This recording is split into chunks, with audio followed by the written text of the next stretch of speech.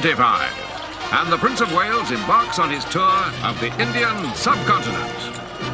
The welcoming cheers that greet the heir to the imperial throne prove positive that India remains just as steadfastly loyal to the crown as it was in the days of his great-grandmother, Queen Victoria.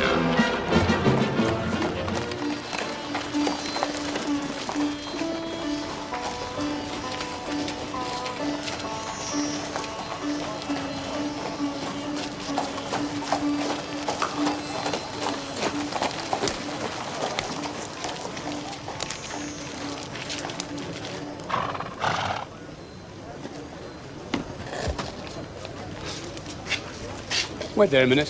Acha, sir. Which is the lady that I must seize upon? The same is she, and I do give you her. Why, then she's mine. Sweet, let me see your face. I am your husband, if you like of me. Give me your hand before this holy friar. Soft and fair, friar. Which is Beatrice? I answer to that name. What is your will? Do not you love me? Why, no. No more than reason. Do not you love me? Troth, no. No more than reason. Why, then my cousin Margaret and Ursula are much deceived, for they did swear you did.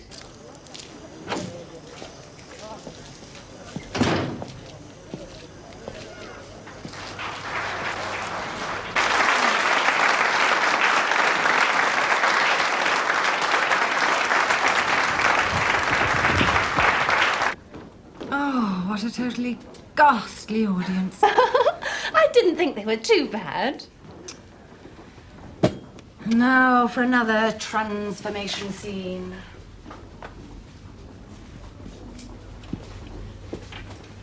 How to make myself look respectable for Government House. Oh, I'm so excited. Me too. Is Mr. Blunt waiting? He'd better be. You're quite serious about him, aren't you? I know you don't approve. Oh, it's not my place to approve. Oh, don't be so mamby-pamby, Mabel. You think he's not good enough for me. I just don't understand you. I mean, you're so ambitious. And with your background, you could... Who is it? Come in. Well, come on, girls. The prince is waiting.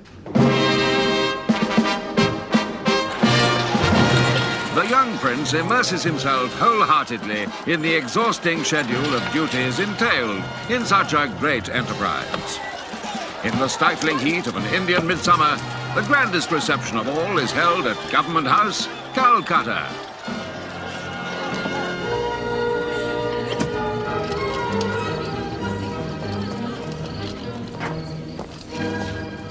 There she is. Oh, why aren't you dancing, Mabel? Oh, so hot in there. Did you meet the Prince of Wales, Mr. Blunt? No, never got closer than 5 yards. We've got something to tell you. Oh, no, Gerda, please, you promise. Alistair wants it kept secret from his stuffy family, but we're going to be married. Oh, that's wonderful.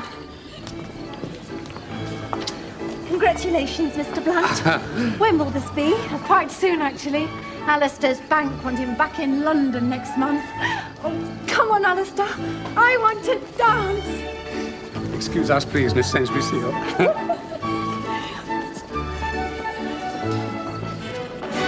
And so at last, time to say goodbye. As he leaves India, the jewel of Britain's vast empire, the prince can look back with pride at a job well done. We'd like to join with the people of India in saying thank you and God bless the Prince of Wales.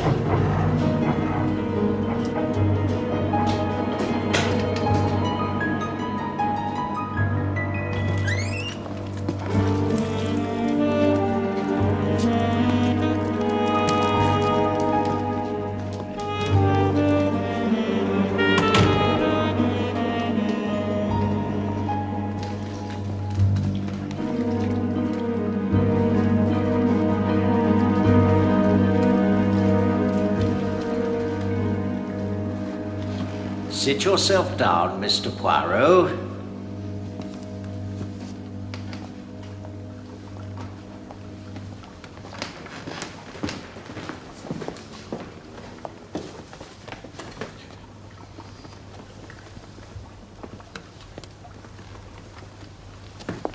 Quite comfortable?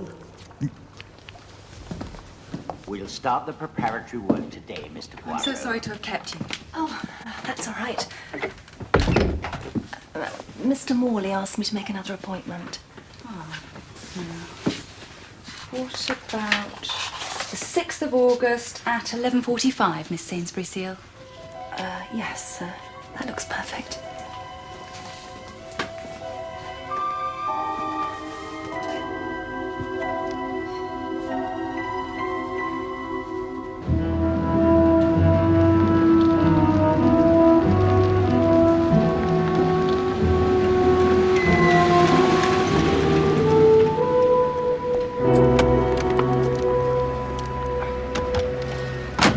Should I get out here and take a cab, Uncle Alistair? No, it's all right. I'll walk back to the office.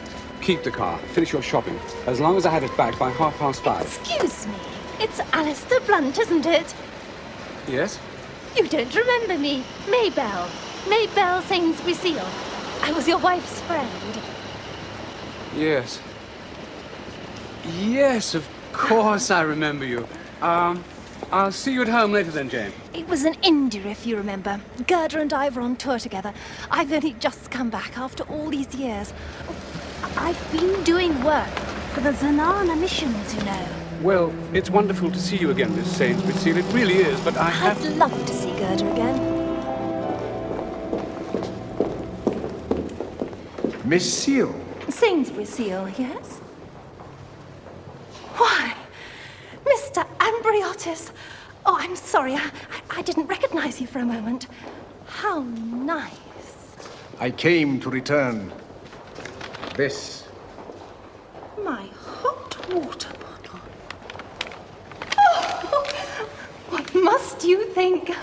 This gentleman and I were on the boat coming back from India together. I lent him my hot water bottle when he had a toothache.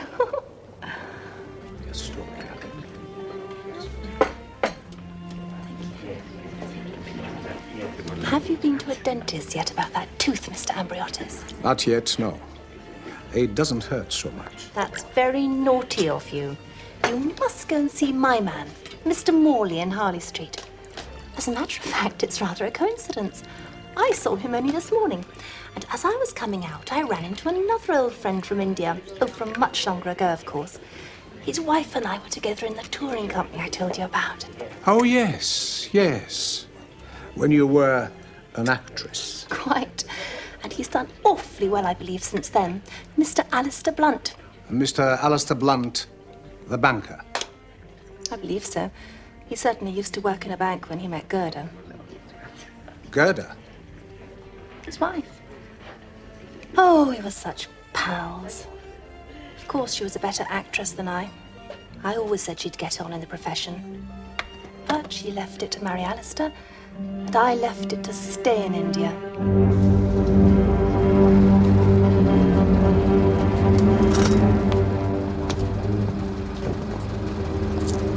Thank you, sir.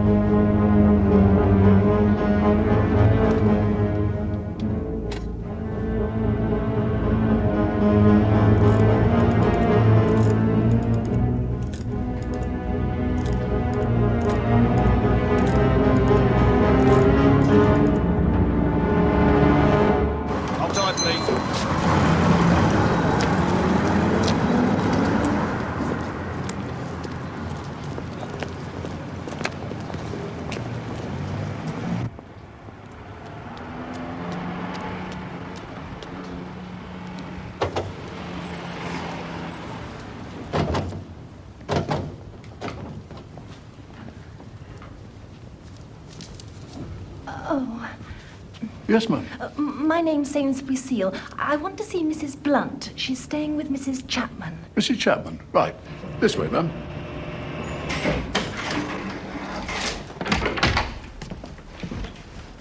Number 45, ma'am. Just there. Thank you so much.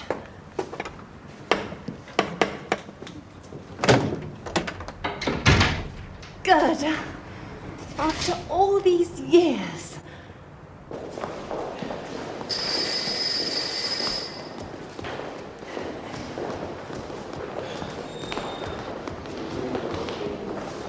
Where are you going with those? Miss Sainsbury Seal telephone, miss. She's moving to the Carlisle Hotel in South Kensington. Wants her bag sent over. Oh, yes. Go on, then.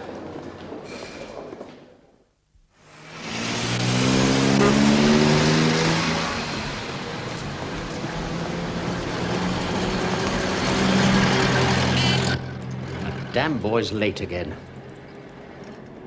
And smoking on the front doorstep.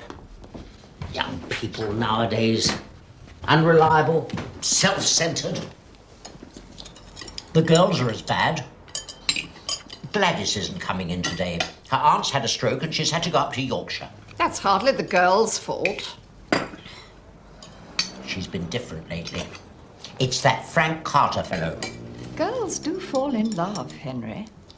Love? She's a cut above him, I should hope. You know he's in with that black shirt mob. Anyway, she shouldn't let it affect her efficiency as my secretary. Let her fall in love in her own time.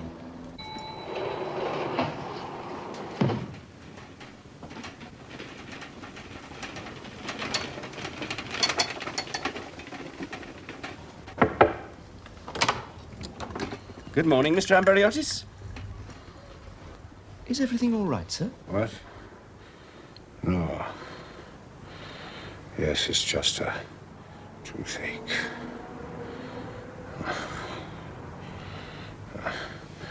Take it away. 3, 4, knock at the door. 5, 6, pick up sticks. 7, 8, play and spend. 9, 10, a big fat hen. 11, 12, dig and delve. 13, 14, maids a courting. 15, 16, maids in a pit. 17, 18, maids in waiting. 19, 20, my plate's empty. Thank you.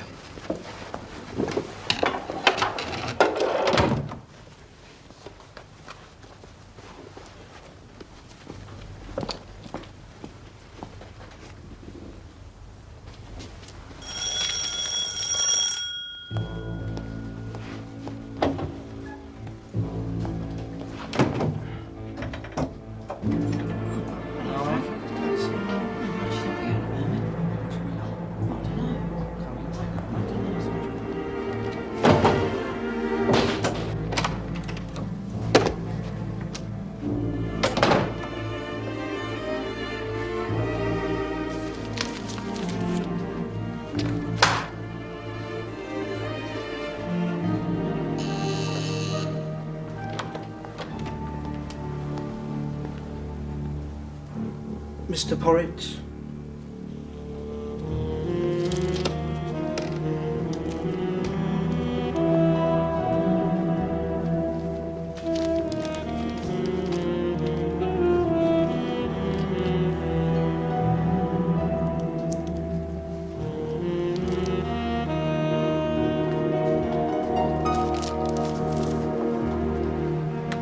Till the end of the financial year.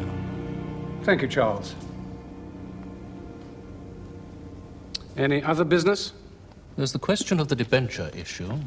That was covered on the agenda. Yes, but we left the date open. Quite. That's all, I think. Meeting closed. Thank you, gentlemen.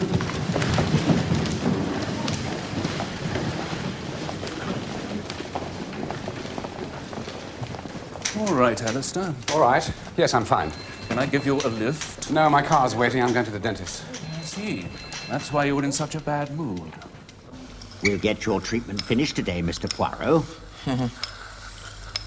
No, as I was saying, the important people, they're always on time. Now, I've got a most important man coming this morning. Mr. Alistair Blunt. Ansel phone? Oh, yes. Always on time. Nice, unassuming fellow. Often sends his rolls away and walks back to the office, just like you and me. Would never dream he could buy up half Europe.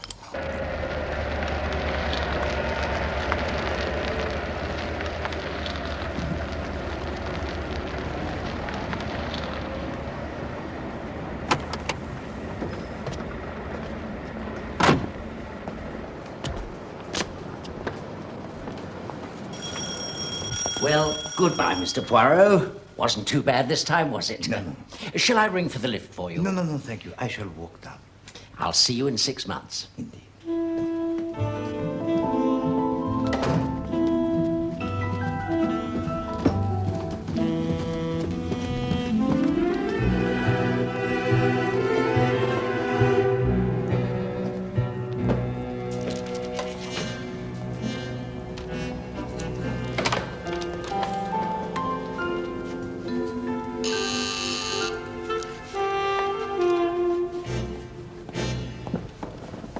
Mr. Blunt.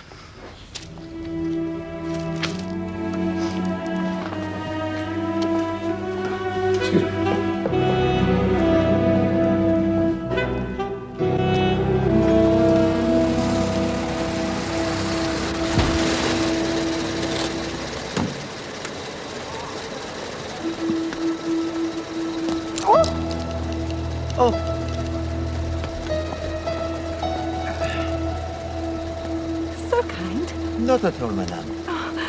Oh, Oh, dear. thank you. You are welcome, madame. Thank you so much.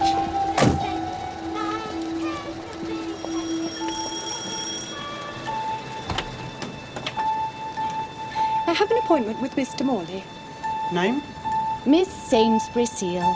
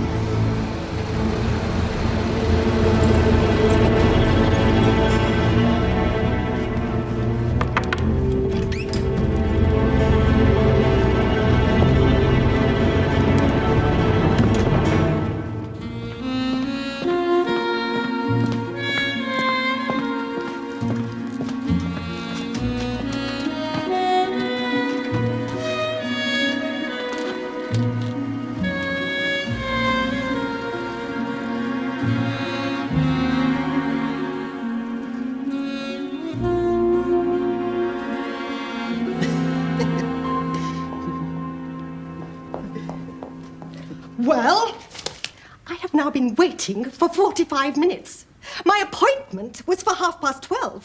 Oh, no. I shall now go back to Worthing. You may tell Mr. Morley that I am most displeased. I am most displeased.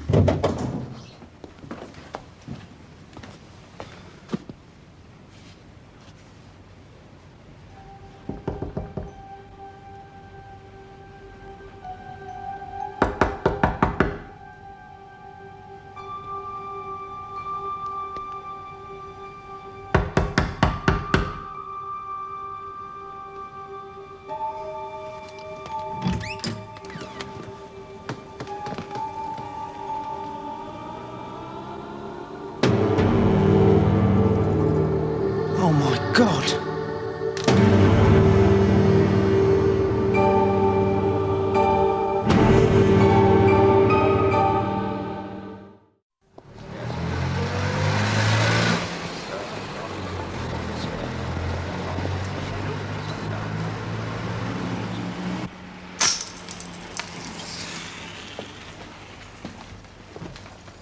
Revolver grasped in lifeless fingers.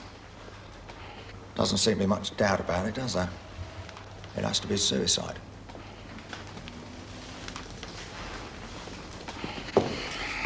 C'est incroyable. All right, you can move him now.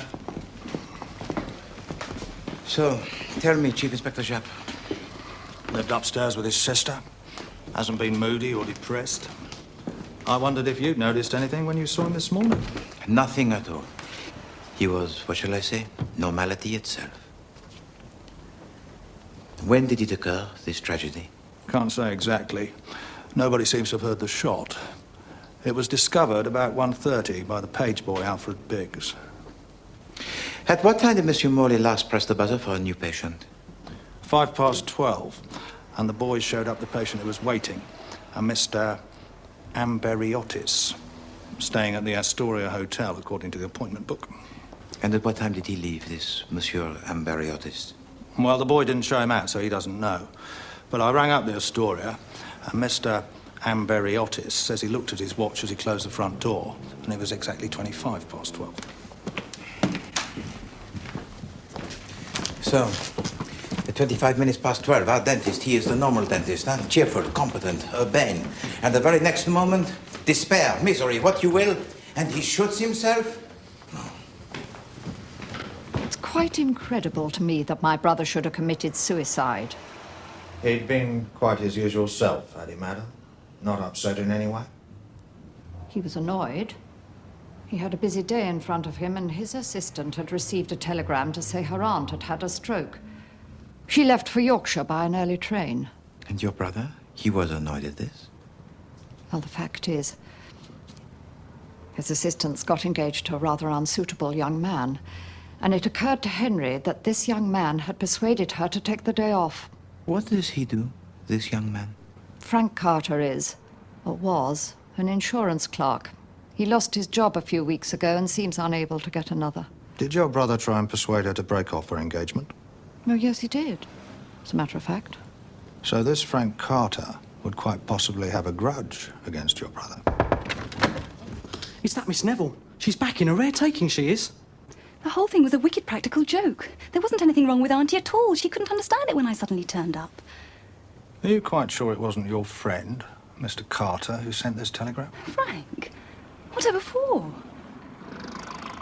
Oh, I see what you mean. A put-up job between us. We wouldn't do a thing like that. Tell me, mademoiselle, what patients had Monsieur Morley this morning? They're all in here.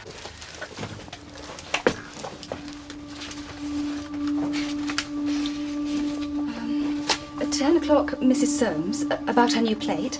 10:30, Lady Gregson. She's an elderly lady. 11 o'clock, Mr. Hercule Poirot. Oh, that's you, isn't it? 11:30, Mr. Alistair Blunt. You know, the banker.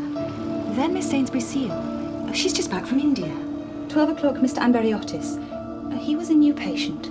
Made his appointment from the Astoria Hotel. And 12:30, Mrs. Pinner. She comes up from Worthing. If you please, Alfred, tell me, is it possible for anyone to enter the house without you having to let them in? No, not a chance. Well, not unless they got a key anyway. But it is quite easy for them to leave the house. Oh, yeah. Yeah. Most of them come down the stairs while I'm taking the new party up in the lift, see? Did you see Mr. Amberiotis leave? No. No, he must have let himself out. But you are quite sure that nobody else came to the house this morning, only the patients? That Miss Neville's young man came round. In a bit of a paddy he was not to find her here. We haven't heard about this before. Well, when I told him Miss Neville was out for the day, he got quite shirty. Said he'd wait and see Mr. Morley. Then he went into the waiting room. You must have seen him there, sir. Ah, yes. The troubled young man who would not sit down. Yeah, must have got tired of waiting, I suppose. He wasn't there later. Why, Chief Inspector Japp? An officer of your eminence? Is he usually called in to a case of apparent suicide? Alistair Blunt was here. Mr. Blunt is the kind of person we take care of in this country. You mean that there are certain people who would like him out of the way? You bet there are. The Reds, to begin with, and our black-shirted friends. It's Blunt and his group who are standing behind the present government. That is more or less as I guessed.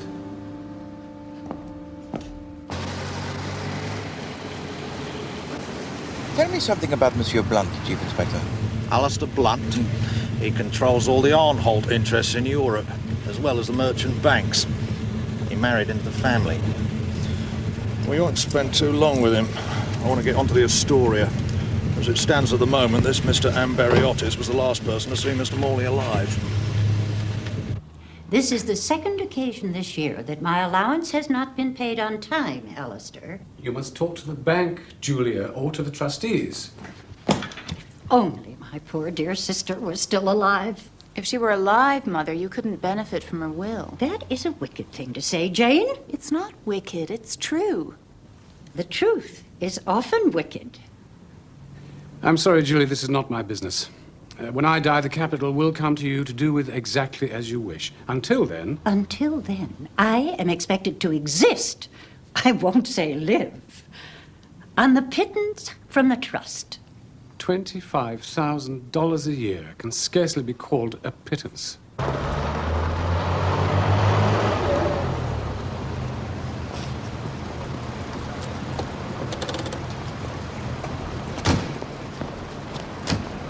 Do you think Rebecca intended me to live on your charity? It is not charity. Yes, Miss Montresor. A Chief Inspector Japp and a Mr. Poirot to see you, sir. Really? Would you show them in, please? Chief Inspector Japp. How do you do, sir? This is Mr. Hercule Poirot. Oh, I know your name, of course, Monsieur Poirot. But surely somewhere, quite recently... This morning, Monsieur Blunt, in the waiting room of the dentist, ce pauvre Monsieur Morley. Yes, of course, I knew I'd seen you somewhere. Pauvre? Mr. Morley was found dead, sir, shortly after you left. An apparent suicide. Morley? Suicide? What an extraordinary thing. Forgive me, I'm sorry. This is my niece, Miss Oliveira, and her mother, Mrs. Oliveira. Mademoiselle, Madame. I've never heard of a dentist committing suicide before. Wouldn't happen in the States, you can be sure of that. They're too damn rich to kill themselves. He seemed in good health and spirits this morning, Mr. Blunt? Well, I think so, yes. Have you seen him often? This is my third or fourth visit. Monsieur Blunt, who was it who recommended to you Monsieur Morley originally? Arnholt, one of my directors, Lionel Arnholt. And we're just wondering, you see, sir, whether it wasn't suicide but murder, and the real target was yourself. That doesn't make any sense at all. Well, none of it does at the moment, sir. That's the problem.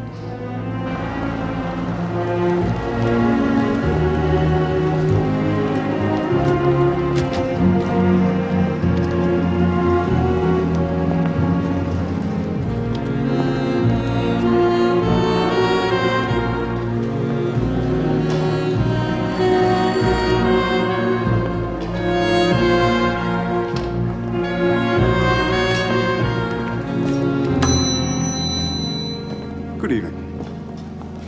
We'd like to see Mr. Amberiotis. I'm sorry, sir. I'm afraid you can't. Oh, yes, I can, my lad. Police. You don't understand, sir. Mr. Amberiotis died half an hour ago.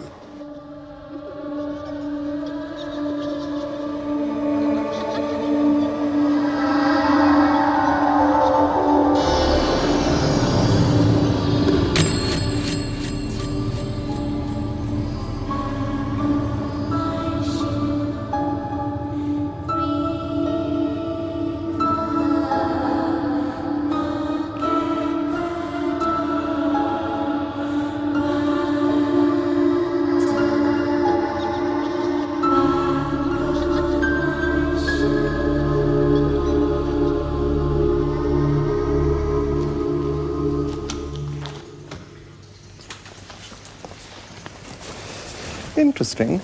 Interesting, Dr. Bennet? Mr. Amberiotis died of heart failure. Heart failure? Brought about by an overdose of adrenaline and Novocaine. How large an overdose? Oh, I can't say yet. These quantitative analyses take time. I'll be able to tell you tomorrow. Novocaine's the stuff dentists give you, isn't it? That's right, Chief Inspector. The subject had been to the dentist, I believe. Yes, I'll keep it in the notes. What a washout. What do you mean, Chief Inspector? Morley makes a mistake and injects an overdose. Then when Amberiotis has gone, he realises what he's done, can't face the music, and shoots himself. With a pistol he is not known to possess? Relations don't know everything. No, that is true, of course. Well, there we are then. All the same, Chief Inspector, it does not quite satisfy me. Cheer up, Poirot. We can't have a nice, juicy murder every time. Committed suicide? Mr. Morley? Poor man. I suppose he had something on his mind. Such worrying times we live in. Did he seem worried to you, Miss Sainsbury, sir? Well, I can't really say, you know, that he did. Can you tell us who else was in the waiting room while you were there? Let me see. There was just one young man there when I went in. I think he was in pain because he was muttering to himself and looking quite wild. And then suddenly he jumped up and went out. And he was the only other patient that you noticed?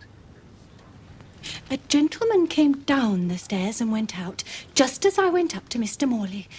Oh, and I remember a very peculiar foreigner came out of the house just as I arrived. That was I, madame. Oh, dear. Oh, do forgive me. Oh, the light in here is so dim.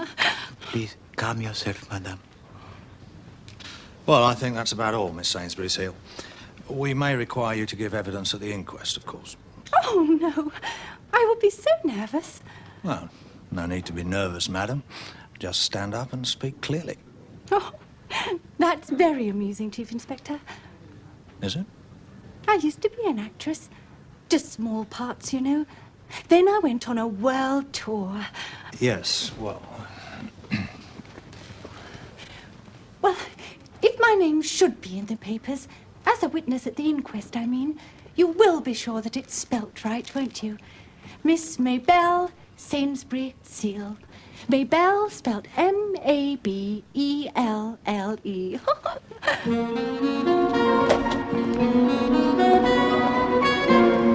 Blimey.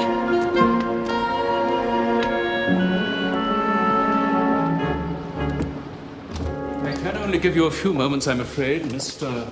Poirot. Going to see Traviata at Covent Garden. Thank you, Monsieur Arnold.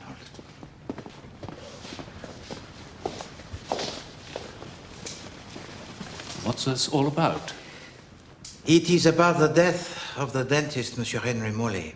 It was you, was it not, who recommended him to Monsieur Blunt? Yes, I've been going to him for years. You don't think I killed him, do you? Oh, no. Quelle idée. No. It is just that I'm given to wonder whether Monsieur Blunt was not perhaps the intended victim. I don't quite see how that works. No. At this moment, Monsieur Arnold, neither do I. One grips at the straws. But tell me, Madame Oliveira, the sister-in-law to Monsieur Blunt, she is une dame formidable, n'est-ce pas? Oh, indeed. Right. How did Madame Oliveira take to Monsieur Blunt marrying her sister? I mean, after all, he was a mere employee of the family business. I don't know about mere. Alistair was head of our overseas investments department. But I don't think Aunt Julia looked at it like that anyway. They were so obviously crazy about each other. Nobody, of course, knew, but she was already suffering from the disease that killed her 4 years later. A tragedy. Yes. Pardon. I must detain you no longer from your Monsieur Verdi. Monsieur Anholt, I thank you very much for your patience, and I hope that you enjoy the opera. Thank you.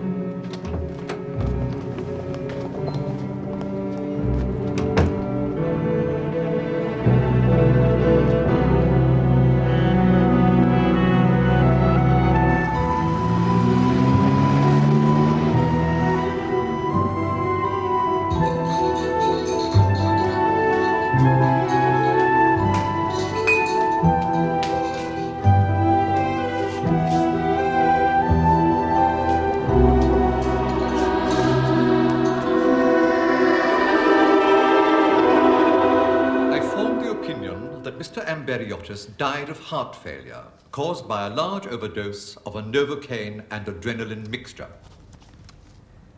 The dentist who treated Mr. Amberiotis earlier on the day of his death is now himself dead, I understand.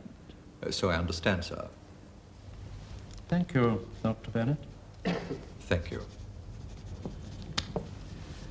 Well, there doesn't seem much doubt, gentlemen, that this is a case of accidental death. A very unfortunate case.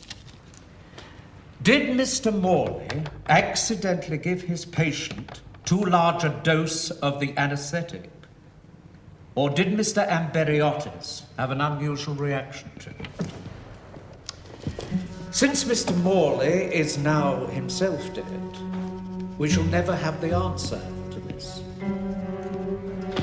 Nevertheless, it is your duty, of course, gentlemen of the jury, to consider all possibilities before you arrive at your verdict. But I must remind you that before delivering a verdict of accidental death, for instance, we would have to be convinced, beyond reasonable doubt, that there was no intention on the part of any person, known or unknown. Nobody's seen hide nor hair of Miss Sainsbury since Tuesday. Such a nice type of woman. And she seemed so happy here. I wouldn't have bothered you with this, sir, but I remember she'd been a witness in that other case. No, quite right, Beddoes. Why should she disappear? It is curious, you admit. There's nothing funny about her, you know. I cabled Calcutta. Got the reply back last night. She went out there as an actress and then took to good works. Got hand in glove with the missionaries, apparently. What I call a terrible woman. But definitely not the type to get mixed up in a murder. You got anything? Stockings. 10-inch, cheap silk, price. Probably 2 shillings and 11 pence. You're not valuing for probate, Poirot.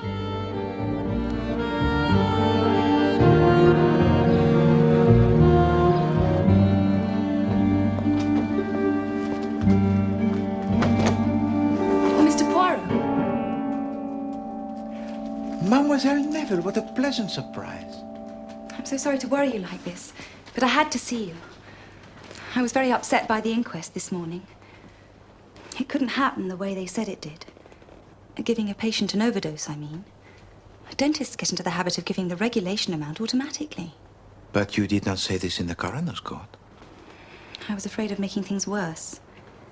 People might think he did it deliberately. I see. Shall we discuss this further? Come.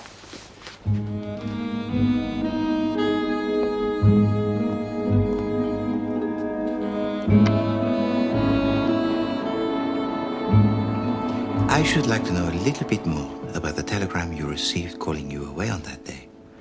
Do you yourself have any ideas on the subject? Not really.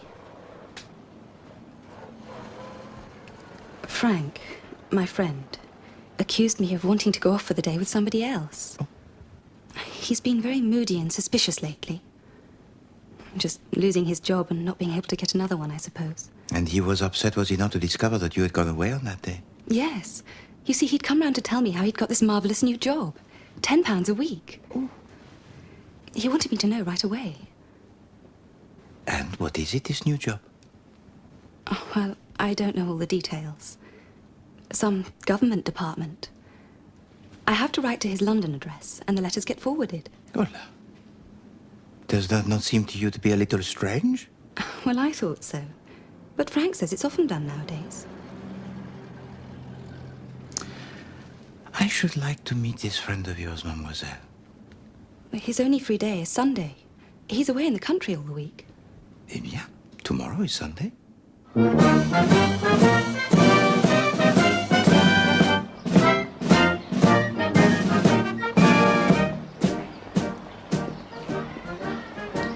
fed up with hearing about Morley's death, to be quite honest.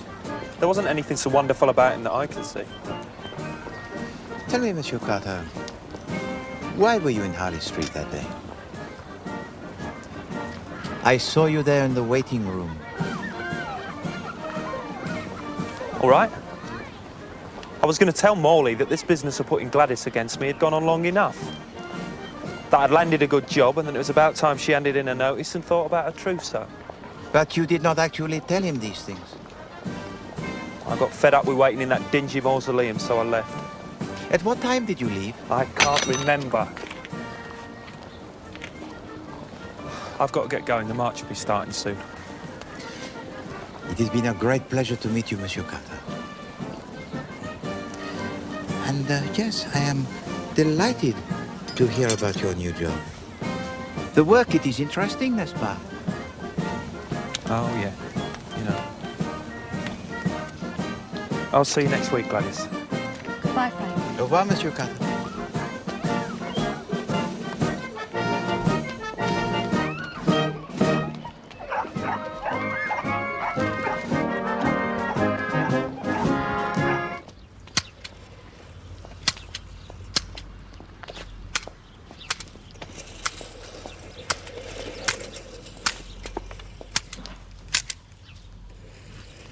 Are you receiving visitors, mon ami? Good heavens. Poirot. Chief Inspector? What on earth brings you to Isleworth on a Sunday afternoon? Business? What else? Oh, you better come inside and have a cup of tea. Thank you.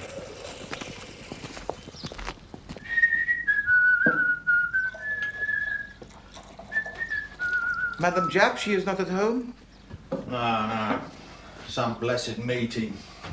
Women's Institute, Parish Council or something, I don't know. Do you take sugar, Poirot? Do you have perhaps a tisane? Oh, come off it, Poirot. This is Isleworth, you know, not Swanley Pan.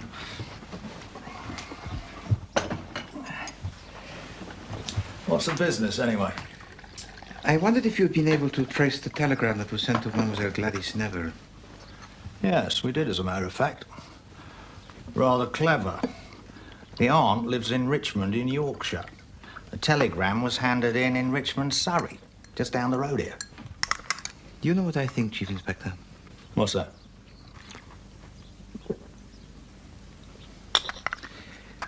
I think that there are signs of brains in this business. Well, the Assistant Commissioner is satisfied that Morley killed himself. Is he satisfied with the disappearing lady? Ah, the case of the disappearing seal. No. I'm still working on that. She's got to be somewhere. Garibaldi.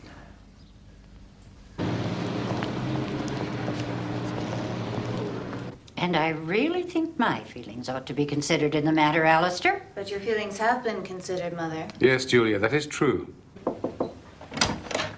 Mr. Poirot to see you, Mr. Blunt. Thank you, Helen. Monsieur Poirot, it's very good of you to come. Monsieur Blunt.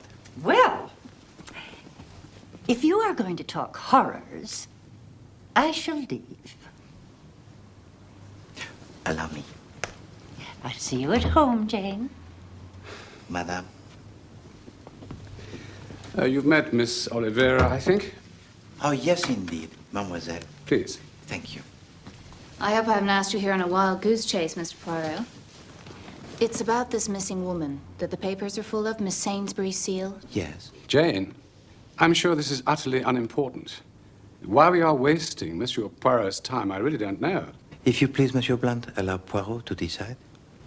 Well, Sainsbury Seal is such a pompous name, that's why I remember. It was the last time Uncle Alistair went to the dentist. Well, I don't mean the other day, I mean about a week ago. I was with him, and we stopped in Harley Street, and just as he got out, a woman came out of the dentist, a middle-aged woman with fussy hair and rather dowdy clothes. Oh, Mr. Blunt, you don't remember me, I'm sure. People are always saying that, and I never do. I was a great friend of your wife's, you know. They usually say that, too. It always ends the same way. A subscription to some charity or other. £5 to a Zenana mission this time. And had she really known your wife, Monsieur Blunt? Well, the mention of the Zenana mission made me think she may have done. We were in India about 4 years ago, just before my wife's death. Perhaps we met once at a reception. I think it's queer the way she tried to scrape an acquaintance with you. And she did not try to, how do you say, follow it up in any way? Why no. I'd forgotten her name even until Jane spotted it in the paper. Well, I just thought you ought to be told, Monsieur Poirot.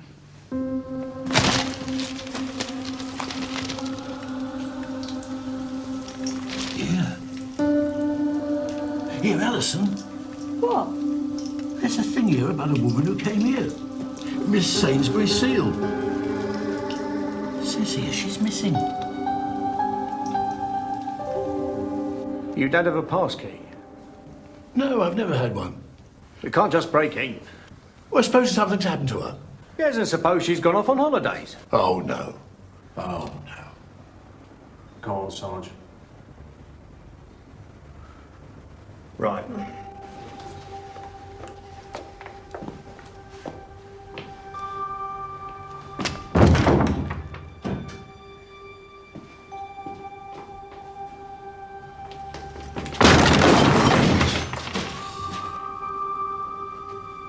Mrs. Chapman!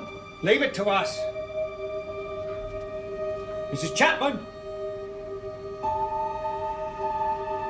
Sarge.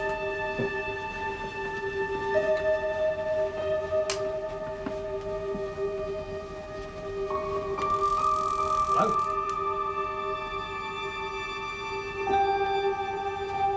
Anybody there?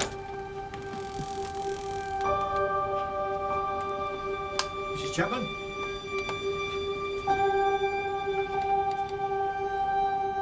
Hello?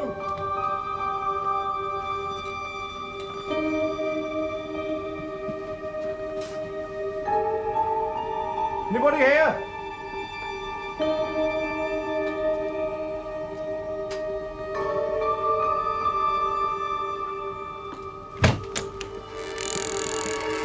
This is the box room. What's that? Well, I don't know.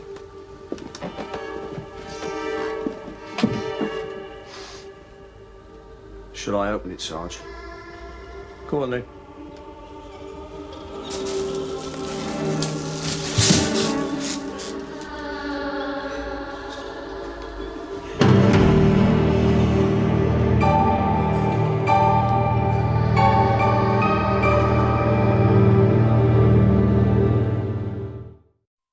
Right, Jack, I'll see this one. Excuse me, yeah.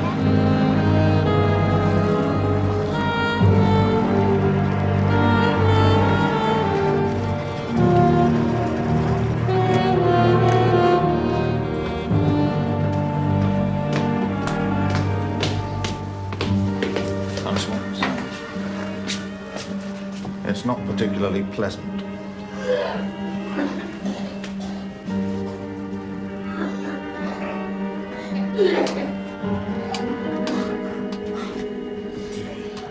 That's the porter being sick, sir. I had to get him to have another look at the body to identify it.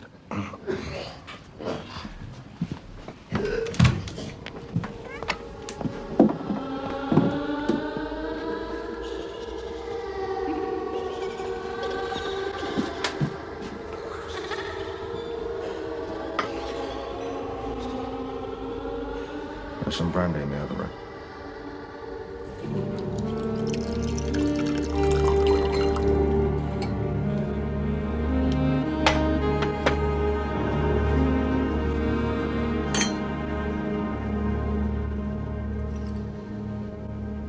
It was not pretty, that.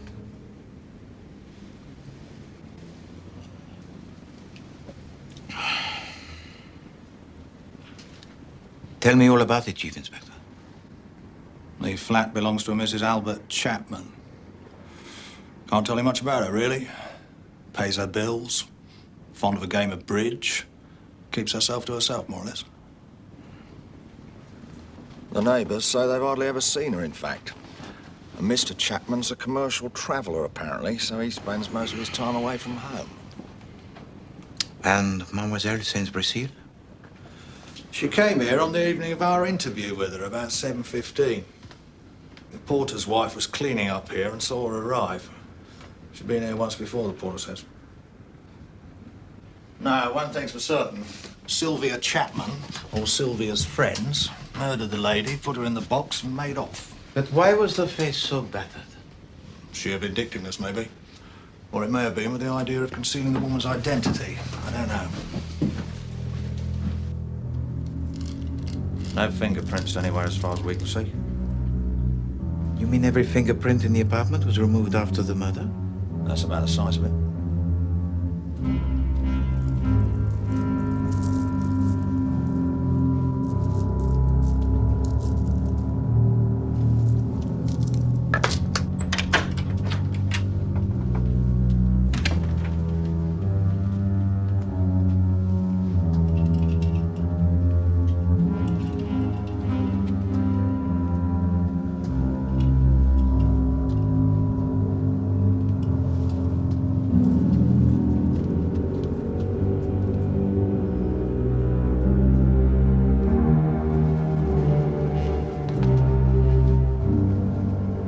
been worrying you, Poirot?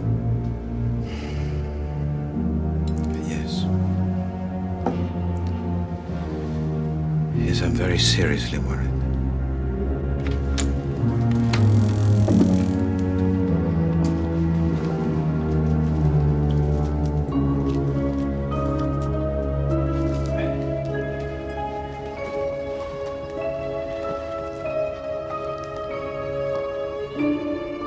There is here, you see, an insoluble problem. One patent leather shoe, complete with buckle. What's wrong with that? Nothing. Absolutely nothing. All the same, I do not understand.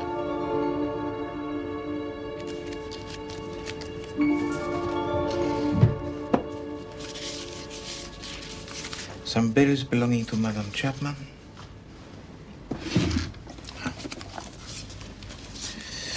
Some old theater programs.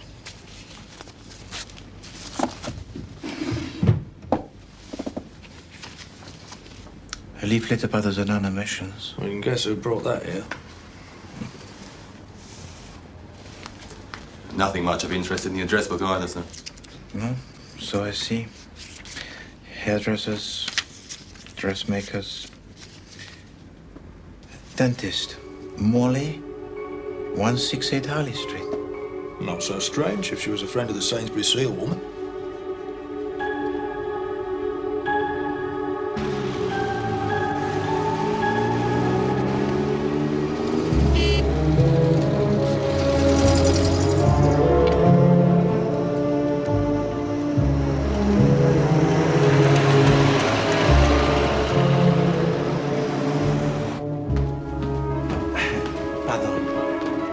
Mr. Poirot? What brings you here? Tell me, if you please, did your brother ever mention to you in particular a Mademoiselle Sainsbury Seal or Madame Chapman? No. No, I don't think so. I managed to make this before they took everything this morning. Oh, thank you, Agnes. Would you like a cup, sir? Not for me, Agnes. Thank you very much. Agnes is coming with me to the country. She's becoming quite a good little cook, so she'll be able to do everything for me.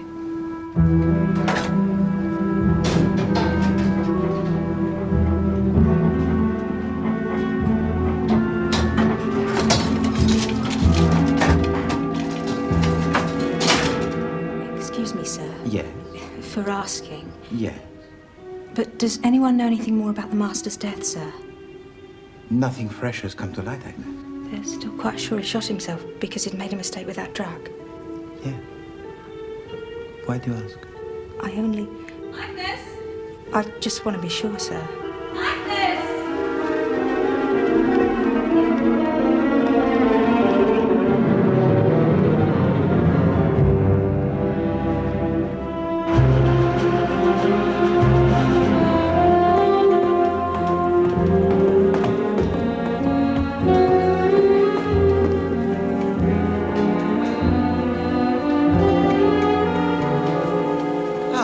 No time, Poirot. We found Mr. and Mrs. Albert Chapman. Where? They booked into the Montague Hotel this morning. The Montague Hotel, Bloomsbury? That's right. It is odd, is it not, that being on the run after murdering Mademoiselle Sainsbury Seal, that they have not run further? You never can tell with a criminal mind, Poirot.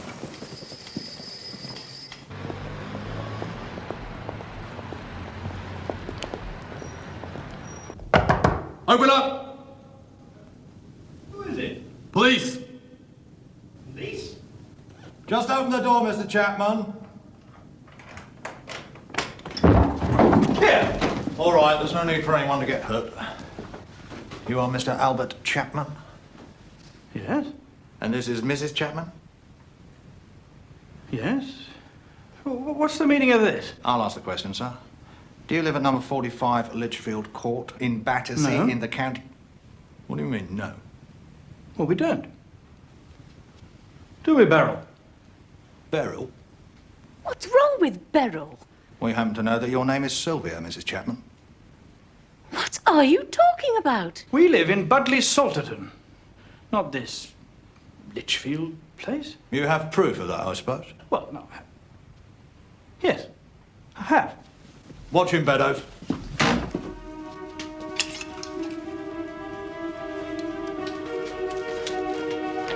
What's this? Our wedding lines, if you must know. We were married this morning.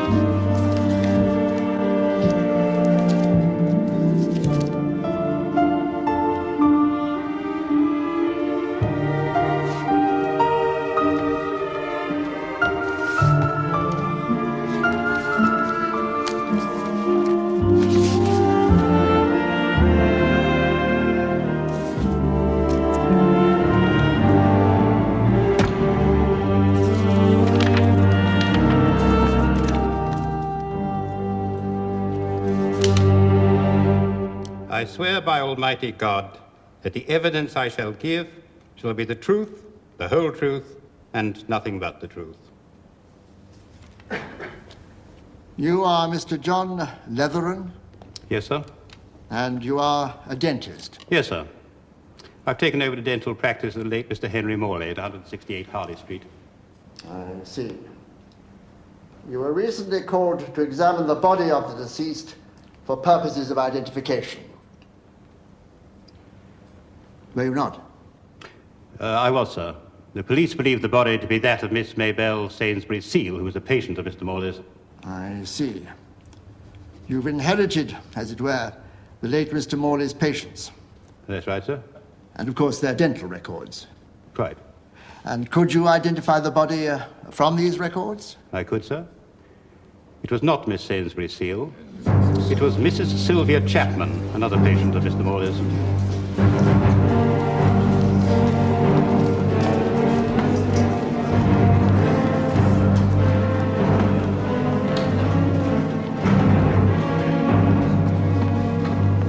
The fair Mabel put one over on us good and proper. I wouldn't have thought she was capable of murder, but that's what it looks like now. Sylvia didn't murder Mabel. Mabel murdered Sylvia.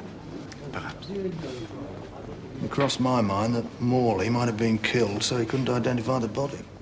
But as you have just heard, Chief Inspector, the records would still have existed. That's right. Anyway, I'm going back to work. Oh, Chief Inspector, this morning I received a letter from Monsieur Blunt. He has invited me to his house in the country. He may have a commission for me. Well, you always did move in exalted circles, Poirot.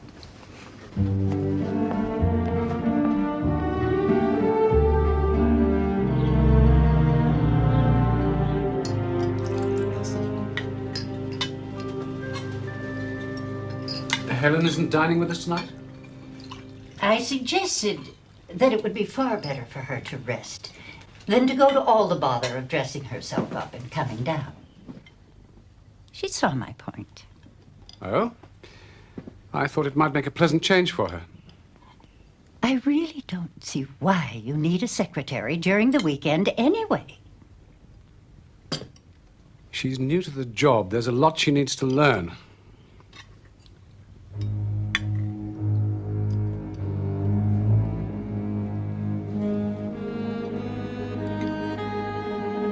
Monsieur Poirot? There's a great deal about which I am not entirely satisfied. What do you want of me, Monsieur Blunt? I want you to find this woman, Sainsbury Seal. Alive or dead? You think she may be dead?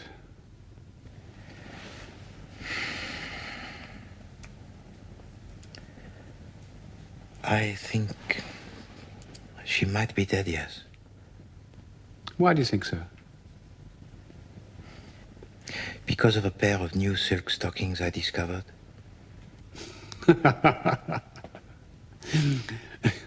You're an odd man, Monsieur Poirot. Oh, yes, I am. very odd. That is to say, I am methodical, orderly, and logical. And I do not like to distort facts to support a theory.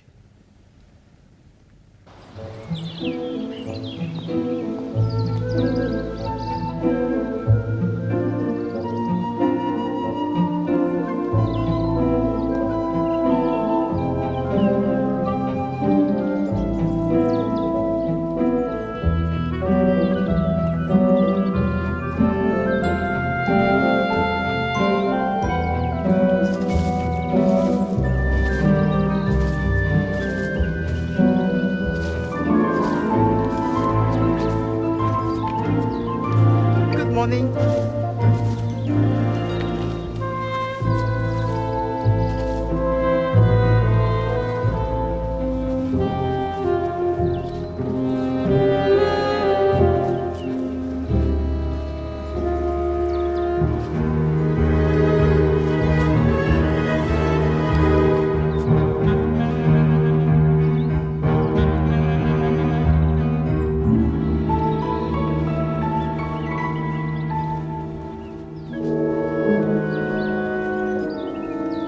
Monsieur Poirot. Did you sleep well? Excellently, thank you, Monsieur Blunt. Good morning, mademoiselle. Good morning, Mr. Poirot. I would prefer not to accept any invitations, Mr. Blunt, while your American relations are with you.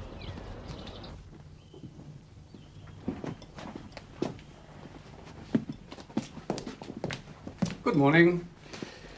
Julia, I'm afraid you rather hurt Helen's feelings. Oh, for heaven's sake, Alistair. She's only a secretary.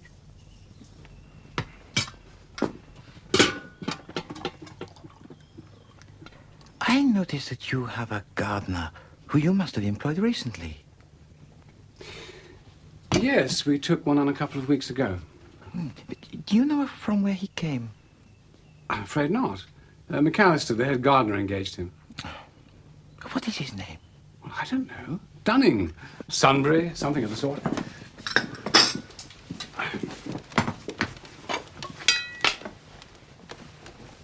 Seems like lots of people are out for your blood, Uncle Alistair. Oh, really? What are you reading? Oh, the debate in the House. That's only Archerton. If we let him have his way, England will be bankrupt within a week. Did you know there are over 2 million unemployed in this country? One can't make an omelette without breaking eggs, Jane. I think we do pretty well, all things considered. Industrial production was up 3% last year. Take no notice of what Jane says. You know what girls are. They go to these parties in studios, and then they come home and talk a lot of nonsense. Oh, Mother. I'm afraid I'm one of the last of the old guard, Monsieur Poirot. And if the old guard should be removed, what would happen? Removed. I'll tell you. A lot of damn fools would try a lot of very costly experiments. It would be the end of stability, of common sense, and of solvency.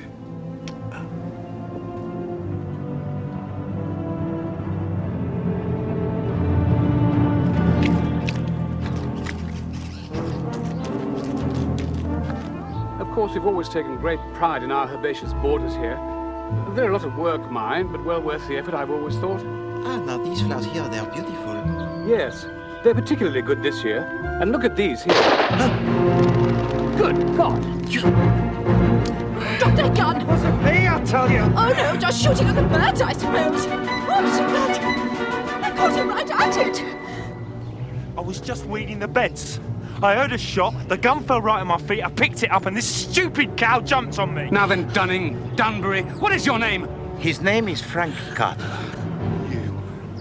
You've had it in for me all along. I never fired that shot. In that case, who did? As you can see, there is no one else here but ourselves.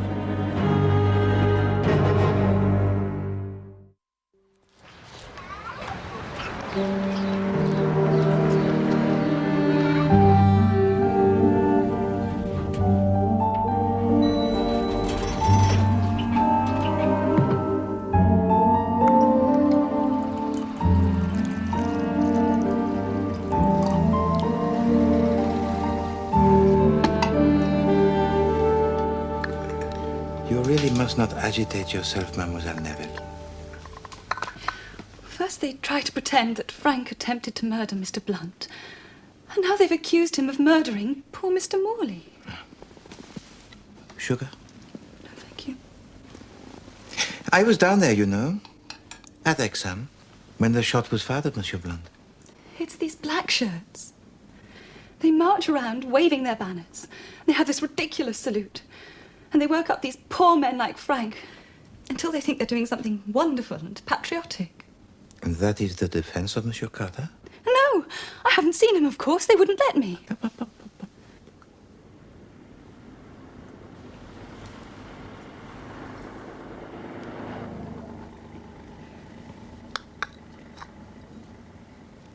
He has a solicitor working for him. And he told me what Frank had said. He met a man in a public house who said he was in the Secret Service. And he offered Frank this wonderful job. He was to take up the post of gardener and listen to all the other gardeners' conversations and sound them out as to their red tendencies. He had to pretend to be a bit of a red himself. And this solicitor? He is of the opinion that his client would do better to think of a story that is more plausible. Lawyers. You wouldn't believe how difficult they are.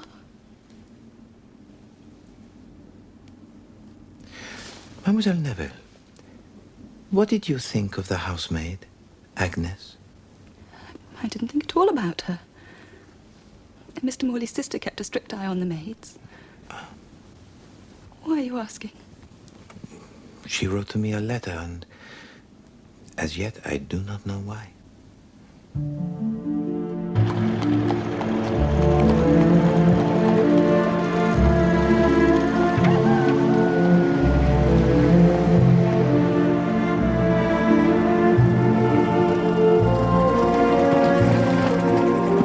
Thank you.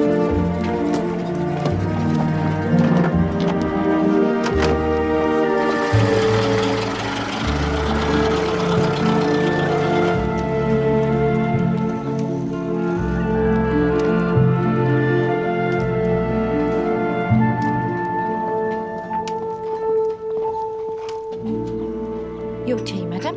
Thank you. I hope you didn't mind me writing you that letter, sir.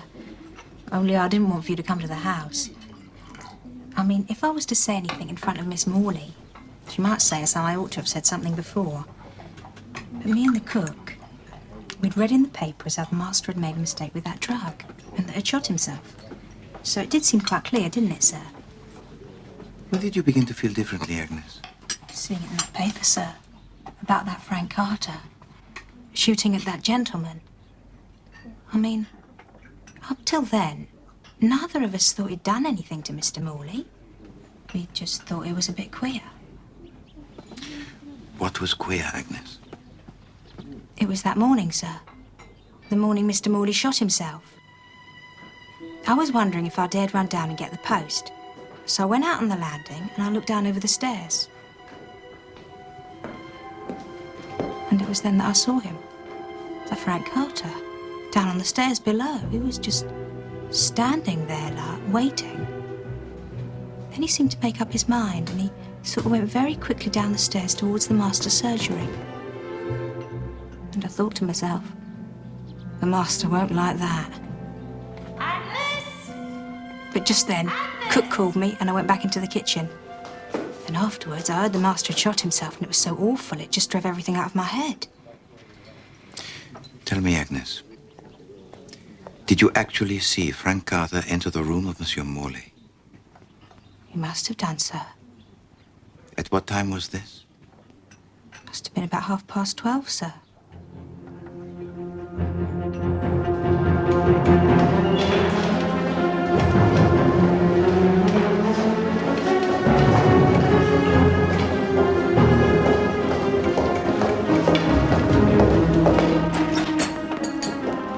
I want to see Frank Carter.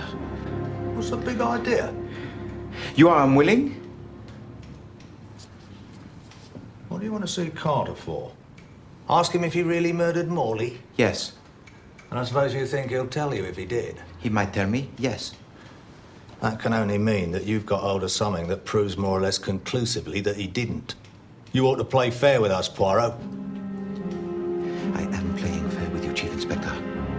Believe me.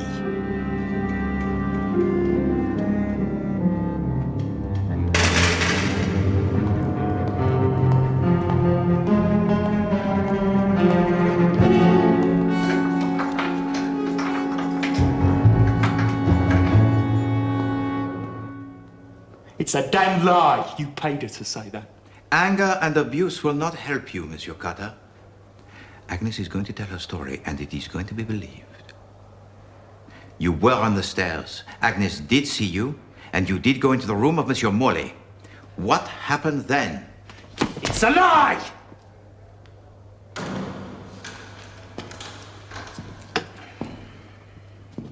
No.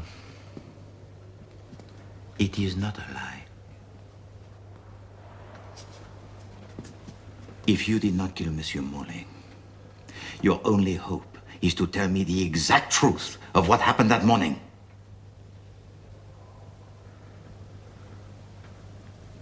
God curse you if you let me down now.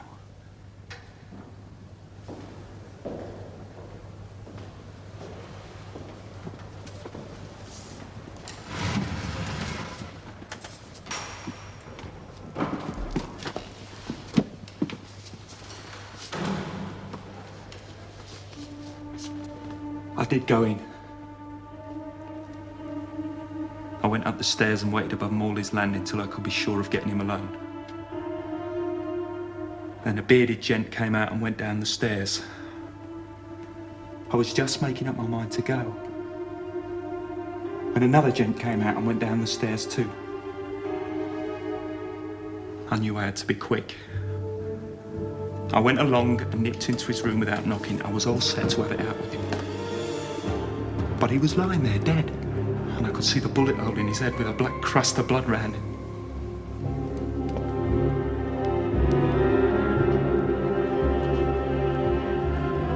It was cold.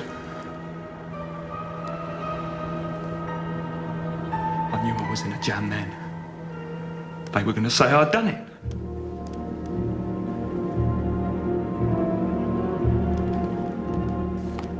I hadn't touched anything except his hand and the doorknob. I wiped that with my handkerchief both sides as I went out. There was nobody in the hall, and I let myself out and legged it as fast as I could. That's the truth. He was dead already. You've got to believe me.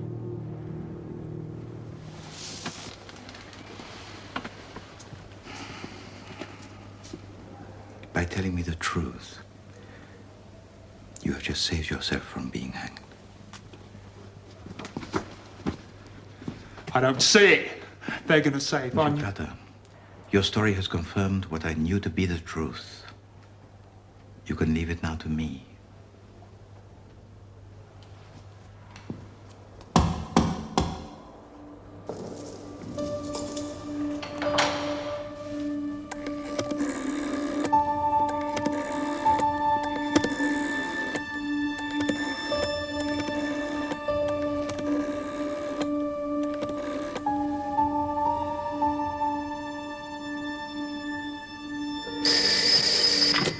Jack? Ah, Poirot. Yes? Yes? What? No, Poirot. Well, I'll have to get clearance on this, you know. Go on. Yeah. Right, I'll do what I can. Thank you, Chief Inspector.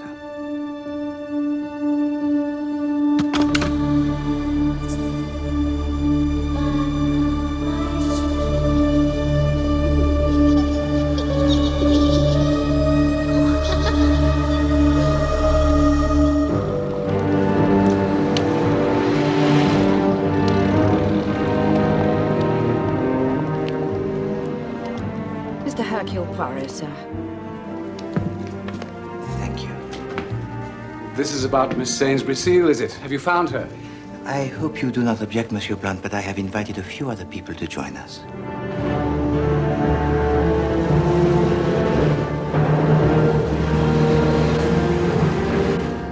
I'm not walking through the streets in handcuffs. You walk through the streets in anything I tell you, my lad.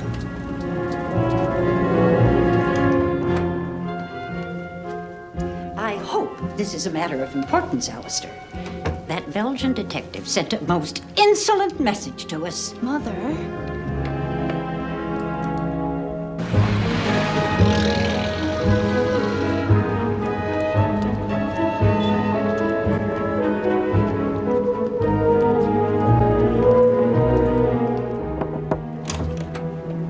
Miss Neville to see you, sir. Mademoiselle Neville. Are there many more, Monsieur Poirot? If so, we may be more comfortable in the boardroom. Is the boardroom free, Miss Montressor? Yes, Mr. Blunt.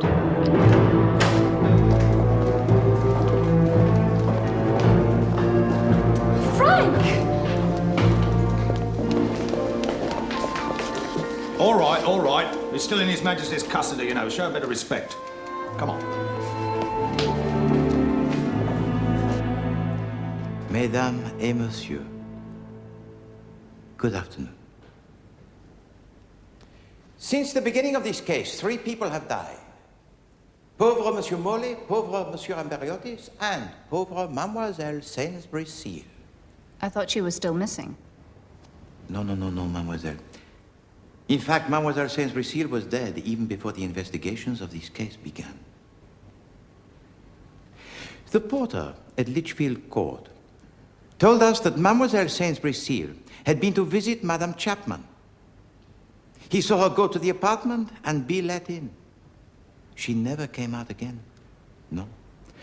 Mademoiselle Sainsbury-Seal was never ever seen again until the police, they broke in to the box room of Madame Chapman. You mean it was Maybelle Sainsbury-Seal's body in that flat after all? Indeed it was, my dear Mademoiselle Neville. You see, it was a very clever double bluff. The disfigured face was meant to raise the question of the identity of the woman. But for me, the case, it began with a shoe.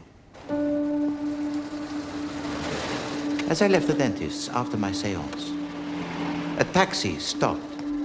A door opened, and the foot of a woman prepared to descend. It was a foot that was well-shaped, with a good ankle, and an expensive stocking. The shoe was new, shining, patent leather, with a large ornate buckle. And when the rest of the lady came into sight, to be frank, it was quite a disappointment. As Mademoiselle Sainsbury-Seal descended from the taxi, she caught her shoe buckle, and it was wrenched off. I picked it up and returned it to her. Not at all, madame. Oh, dear. Thank you. You are welcome, madame. Thank you so much. That was all. The incident, it was closed. I'm sorry, Mr. Blunt, to interrupt. I finished the post. Is it all right if I leave now? Oh, no, please. Mademoiselle Montresor, please come and join the party. Monsieur Poirot is expounding some extremely entertaining theories. Please.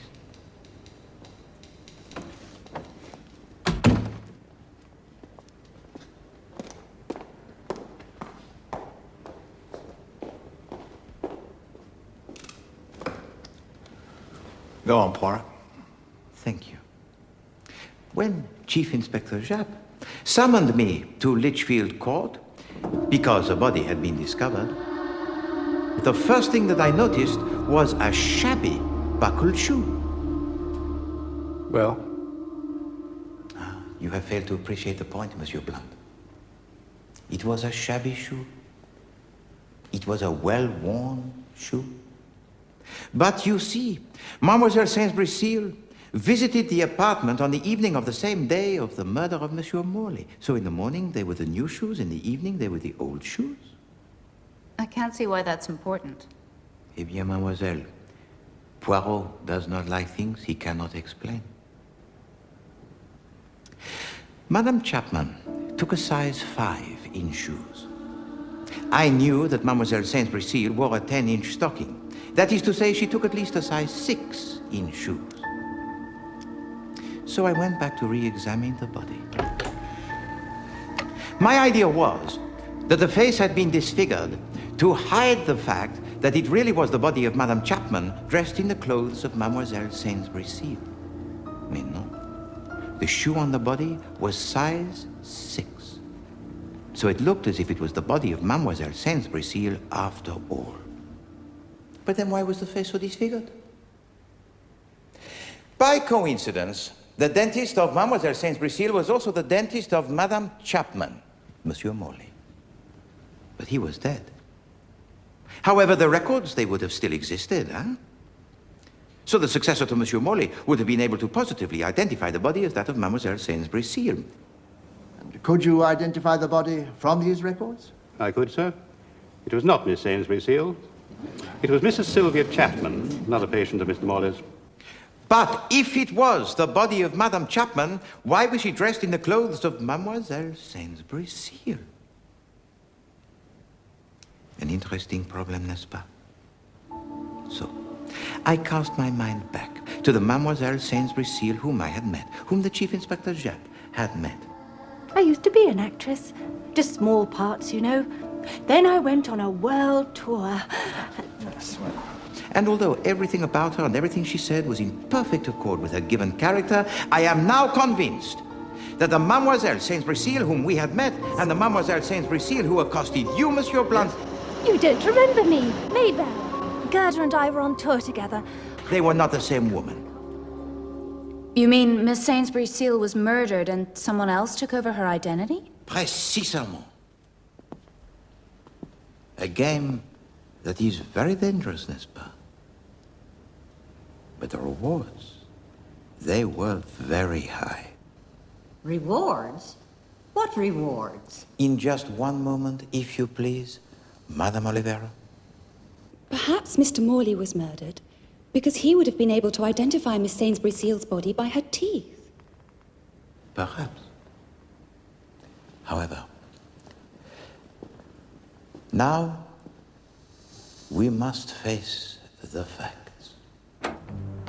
In the beginning, we believed that the body of Monsieur Morley was first discovered by the page boy Alfred at about 1:30. But the fact is, I now know that the body was first discovered by Monsieur Frank Carter about 1 hour earlier at about 12:30.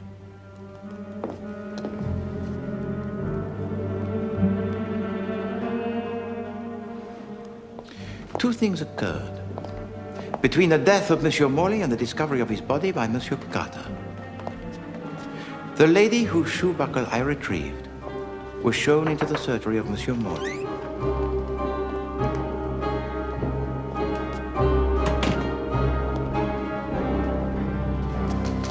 While her accomplice drags the body into the office of the secretary, the second Mademoiselle Sainsbury-Seal changes the labels on the files of Monsieur Morley to ensure that the body would be identified as that of Madame Chapman. She then leaves. Alfred shows in the next patient to the surgery of Monsieur Morley.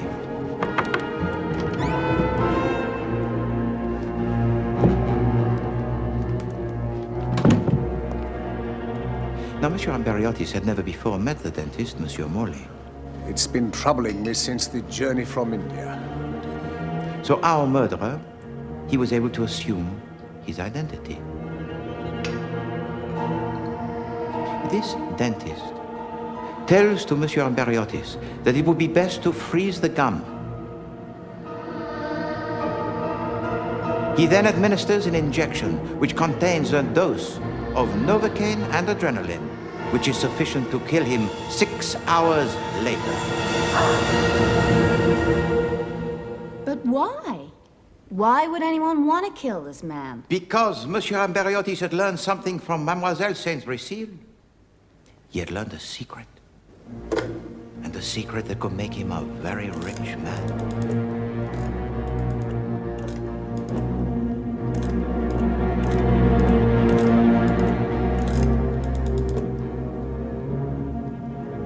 I wish to speak to Mr. Alistair Blunt. And Monsieur Amberiotis. He was a blackmailer. Are you seriously suggesting Amberiotis was blackmailing me? How could he blackmail Alistair? Alistair has no secrets. With the greatest respect, Madame Oliveira, there I must disagree with you. Monsieur Blunt has a very big secret. A secret that must be kept at all costs. And there is only one method that is totally effective in dealing with a blackmailer, and that is to silence him. Forever. No. Monsieur Amberiotis, he had to go. And Monsieur Blunt had seen the name of Monsieur Amberiotis in the appointment book belonging to Monsieur Morley. His blackmailer used the same dentist. That'll do for today, I think. One more rinse, please. And so, Monsieur Blunt, you devise a clever plan. A very clever plan indeed. You wait until your treatment has been completed by Monsieur Morley.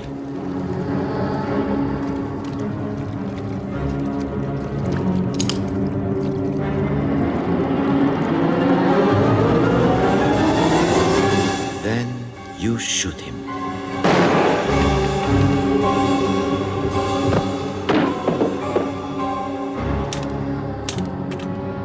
While the dental records are being falsified, you drag the body into the office of the secretary.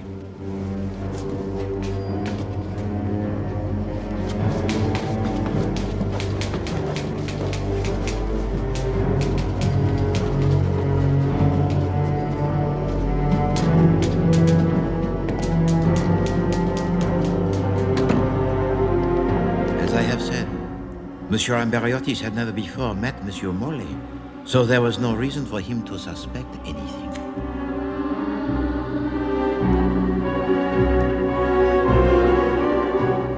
You administer to him the fatal injection. And when he has left, you drag the body of Monsieur Morley back into the surgery and arrange it to look like suicide.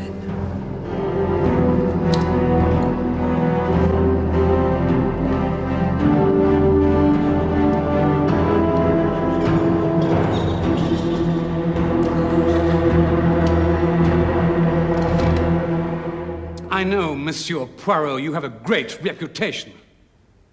But I'm afraid in this case you are wrong to a lunatic degree. Send him about his business, Alistair. Mr. Blunt's family stands 4 square behind him. I am very pleased to hear it, Madame Oliveira. But you see, when Monsieur Blunt married your sister, Mademoiselle Rebecca Anholt, he was not entirely honest with her, no, nor with her family. Because, as Monsieur Amberiotis learned from the real Mademoiselle Sainsbury-Seal, Monsieur Blunt was already married. Look, there's no need for the rest of you to listen to any more of this. If you... No, Monsieur Blunt. You were dazzled by the Anholt family, by the vista. Not so much of wealth, but of power. And so dazzled were you that you deliberately committed a bigamy, and your real wife acquiesced in the situation. Oh, what rot! What a fine portrait is this, Monsieur Blunt! Such a portrait would be to any boardroom an ornament. Monsieur Blunt standing beside his beloved wife, the former Mademoiselle Rebecca Anholt. However, Mesdames and Messieurs, I have here in my pocket a certificate of marriage between Martin Alistair Blunt and an actress by the name of Mademoiselle Gerda Alexandra Grant, dated April the 25th, 1925. And Mademoiselle Gerda Grant is still very much alive. Oh, yes. Indeed, she is in this very room.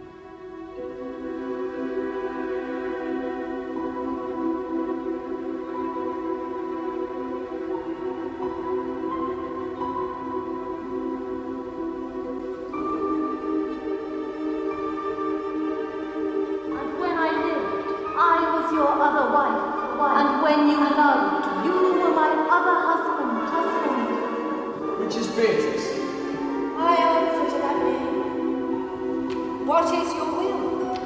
Do not you love me? Why, no. No more than reason. Don't be so mamby-pamby, Mabel. You think he's not good enough for me? Oh, come on, Alistair. I want to dance, dance, dance,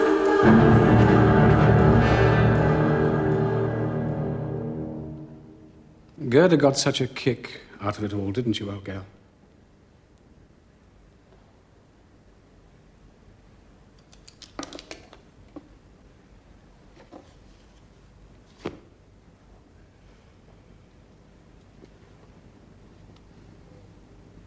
It was your skills as an actress, Mademoiselle Montresor, that were the key to the deception.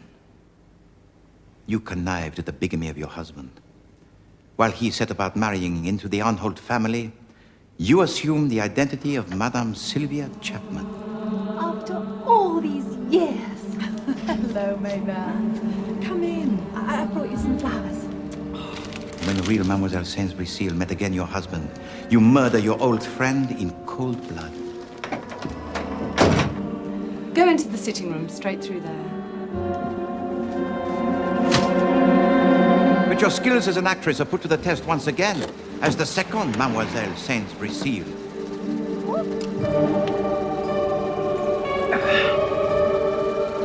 So kind. Not at all, madame.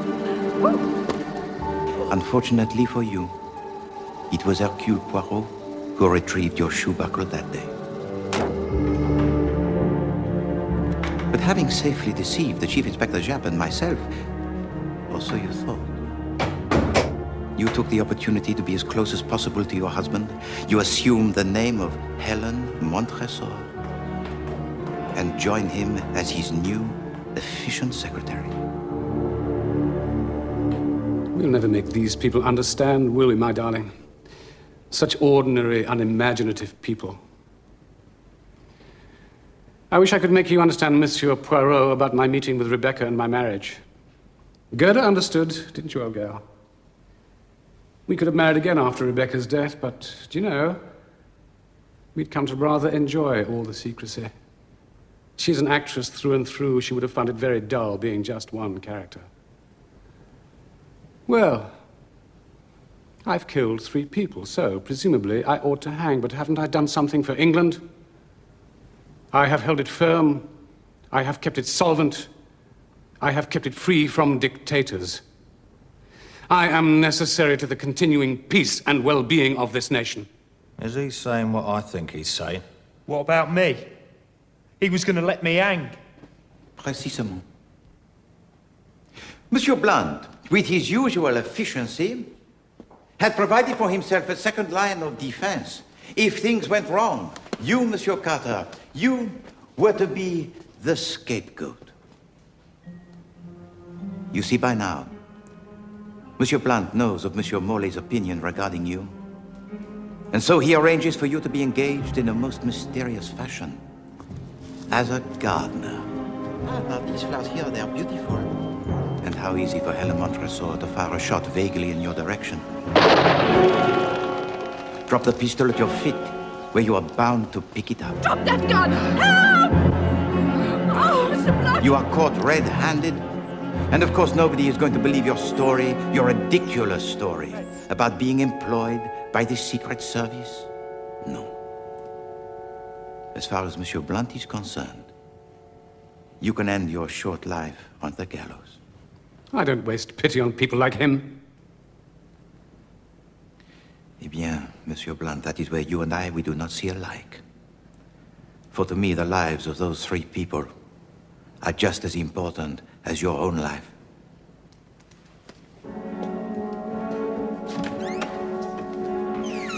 Monsieur Blunt, you talk of the continued peace of this nation, huh? Oh yes, that is very good. But Poirot is not concerned with nations. Poirot is concerned with private individuals who have the right not to have taken from them their lives. Martin Alistair Blunt and Gerda Alexandra Blunt, I arrest you on charges of murder.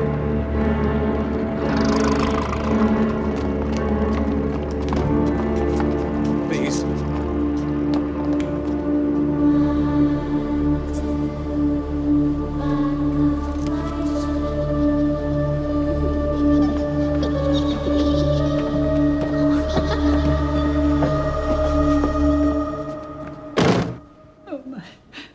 poor dear sister.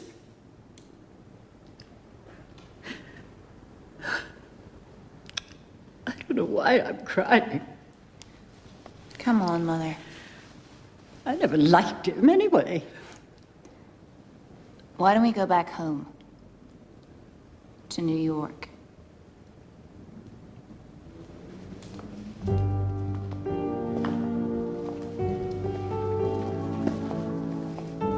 That could have been me, you know.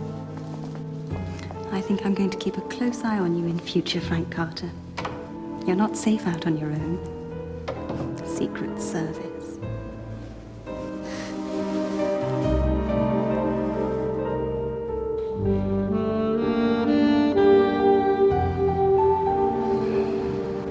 Look at it, Poirot. The trappings of wealth and power. And yet underneath it all... Yes, Chief Inspector? Well, I mean, it just shows you, doesn't it? They're no better than we are when it comes down to it. It's the little chaps that keep things on an even keel. Chaps like you and me. But there are no little chaps, Chief Inspector. Particularly not Poirot.